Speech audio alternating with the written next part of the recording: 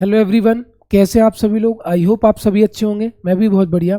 हमारे YouTube channel Manish sir maths पर एक कर्मा सीरीज चल रही है जिसमें आपको एनटीपीसी ग्रुप डी में जो पहले पेपर हो चुके हैं सीबीटी 1 सीबीटी 2 या ग्रुप डी 2022 में, है ना, जो 18-19 का ग्रुप डी था उसके जो क्वेश्चन हो चुके हैं उनको मैं आपको कराता हूँ। ये मिसलेनियस थोड़े से मिक्स क्वेश्चन की क्लास होती है, लेकिन अगर आप डेली 10-15 मिनट भी देखेंगे ना तो आपको बहुत कुछ सीखने को मिलेगा और बहुत सारे डाउट भी क्लियर होंगे और आपको आने वाली अपकमिंग परीक्षाओं में जरूर फायदा होगा। तो जो चैनल पर पहली बार आया है वो पूरी कर्मा सीरीज की प्लेलिस्ट को देख सकता है। आपको अलग अलग टॉपिक के वीडियो मिल जाएंगे जो कि यूज़फुल होंगे, थोड़े से मिक्स हैं लेकिन हर एक क्लास यूनिक है, हर एक क्लास डिफरेंट है। और वीडियो अगर आपको कहीं पर भी अच्छा लगे तो लाइक करना, शेयर करना, चैनल पर पहली बार आए हो तो सब्सक्राइब करना, कमेंट बॉक्स में अपना सुझाव देना मत देना, मत भूलना कि आपको वीडियो कैसा लगा ये बताना है। तो चलिए गाइस, आज का वीडियो स्टार्ट करते हैं। जय महाकाल। सबसे पहले आज का जो क्वेश्चन है वो आपका चक्रवृद्धि ब्याज साधारण ब्याज पर आधारित है। सबसे पहले सवाल को ध्यान से पढ़ो। क्या कह रहा है कि वह निश्चित धनराशि क्या होगी, वह निश्चित धनराशि क्या होगी जो 2 वर्ष में 12.5% वार्षिक चक्रवृद्धि ब्याज की दर से 6800 रुपये का ब्याज देती है। 6800 रुपये आपको चक्रवृद्धि ब्याज मिलता है अगर आप 2 साल के लिए 12.5% रेट ऑफ इंटरेस्ट के हिसाब से पैसा जमा करते हो। सबसे पहले 12.5% की आप मुझे भिन्न बताओ। तो 12.5% की भिन्न होती है 1/8। 12.5% की भिन्न क्या होती है? 1/8, है ना। प्रतिशत को भिन्न में कैसे बदलते हैं ये मैं आपको किसी क्लास में बताऊंगा, लेकिन 12.5% 1/8 के बराबर होता है। अब करोगे क्या आप? क्या आप 2 साल की बात हो रही है। पहले साल आपने बैंक में 8 रुपये जमा किए, इस 8 रुपये पर 1 रुपये का ब्याज मिला, है ना। तो ये 8 से कितना हो गया? 9। इस 1/8 का मैं यूज़ कर रहा हूँ, ध्यान से देखना। अगले साल फिर 8 रुपये का 1 रुपये ब्याज मिला, तो 8 से कितना हो गया? 9। गुणा कर दो आप, है ना, गुणा कर दो। 8 का 8 में गुणा करो तो 8 9 64, 9 का 9 में गुणा करो तो 9 9 81। कहने का मतलब आपने जो बैंक में जमा किया था मूलधन वो है 64 रुपये, ब्याज समेत आपको 81 रुपये मिले, वो है आपका मिश्र धन। इन दोनों के बीच का डिफरेंस देखो, 81 में से 64 गया, चक्रवृद्धि ब्याज आ गया 17 रुपये, जबकि सवाल में 17 रुपये नहीं है, सवाल में कितना है? 6800 रुपये। तो आप कहोगे सर 17 भाग की वैल्यू 6800 के बराबर है। अगर मैं 1 भाग की वैल्यू निकालूं तो ये कितना हो जाएगा? 6800/17। तो 17 एकम 17, 17 चौको 68, 1 भाग आपका कितना आ गया? 400। जबकि मुझे 1 भाग की वैल्यू नहीं निकालनी, निश्चित धनराशि मूलधन निकालना है। तो मूलधन हमारा कितना है? 64 भाग। तो आप 64 का 400 में गुणा कर देना, ठीक है। 4 चौको 16 की 6 हासिल 1, 4 6 24 और 1 25, 256, पीछे के 0 पीछे चिपका दो तो 25,600। 25,600 इसका आंसर आ गया, डी ऑप्शन, है ना। अगले सवाल की तरफ चलते हैं। अगला सवाल क्या कह रहा है कि किसी मूलधन पर 10% वार्षिक ब्याज की दर पर दूसरे वर्ष का चक्रवृद्धि ब्याज 154 रुपये है, मूलधन ज्ञात करो। इसको आप ऑप्शन से भी कर सकते हो, है ना।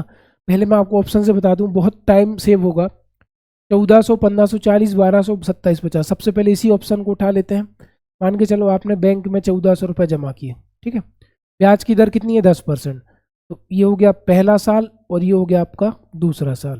तो 1400 का 10% कितना हुआ? तो 1400 का 10% होगा आपका 140। पहले साल 140 मिला, यहाँ पर भी 1400 का 10% कितना होगा? 140। ये जो 140 रुपये का ब्याज है ना, ये मूलधन साधारण ब्याज है। ये 140 रुपये भी क्या है? साधारण ब्याज, क्योंकि ये डायरेक्टली मूलधन पर मिल रहा है। तो 2 साल का साधारण ब्याज कितना बन गया? 280। लेकिन ब्याज पर भी ब्याज मिले तो वो कंपाउंडिंग चक्रवृद्धि ब्याज कहलाता है। अब आप बताओ दूसरे साल के पहले कितने ब्याज मिले हैं? तो दूसरे साल के पहले 1 ब्याज मिला है, वो भी 140 का। तो 140 का 10% निकालोगे तो बन गया आपका 14 रुपये। मतलब पहले साल चक्रवृद्धि ब्याज मिला 140 रुपये, जो कि साधारण ब्याज के भी बराबर होता है, और दूसरे साल चक्रवृद्धि ब्याज मिला 154 रुपये, तीसरे साल और बढ़कर मिलेगा। तो सवाल में यही तो लिखा था कि दूसरे साल का 154 है, मतलब आपने बिल्कुल सही ऑप्शन उठाया। ये सवाल ऑप्शन से करने लायक था। अगले सवाल पर चलते हैं।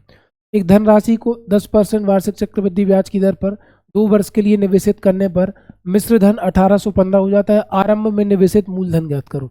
आपकी परसेंटेज में अच्छी पकड़ होनी चाहिए, आप जल्दी कर लोगे, ठीक है। मैंने फिर ऑप्शन उठाया, मान लो 1500 रुपये ऑप्शन उठाया, सी ऑप्शन, ठीक है। 1500 का 10% निकालो, 1500 का 10% कितना हो गया? 150।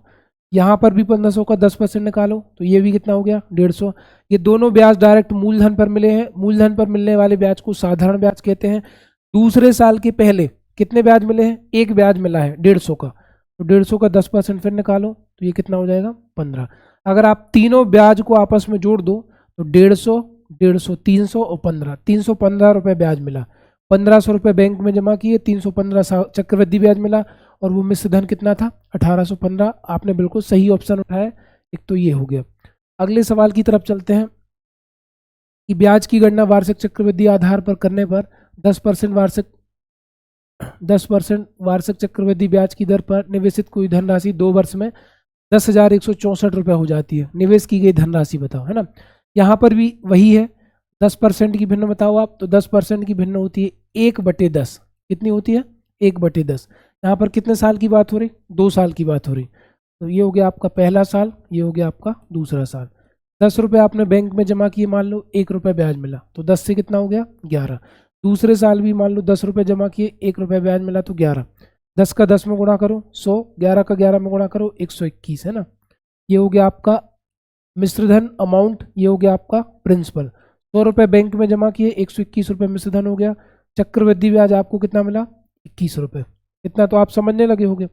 अब वो क्या कह रहा है कि 10,164 रुपये हो जाती है। हमारे हिसाब से मिश्र धन है 121 भाग, सवाल के हिसाब से कितना है? 10,164। एक भाग की वैल्यू निकालो तो एक भाग की वैल्यू आपकी निकल आएगी 10,164 बटे 121, है ना। काट दो, 11 11 में 121, ठीक।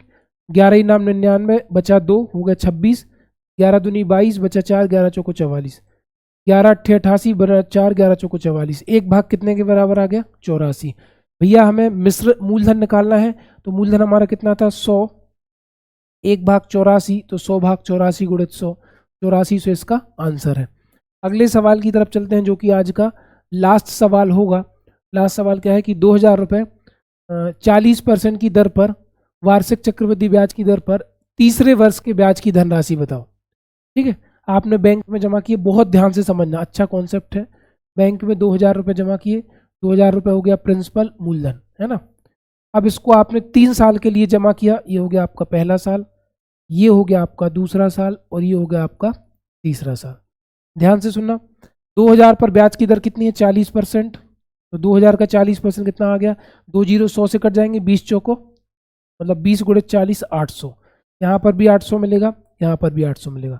अब भाई एक बात ध्यान रखना, मूलधन पर डायरेक्ट मिलने वाला ब्याज साधारण ब्याज होता है, तो ये तीनों तो साधारण ब्याज है। अब बताओ दूसरे वर्ष के पहले कितने ब्याज मिले हैं? 1।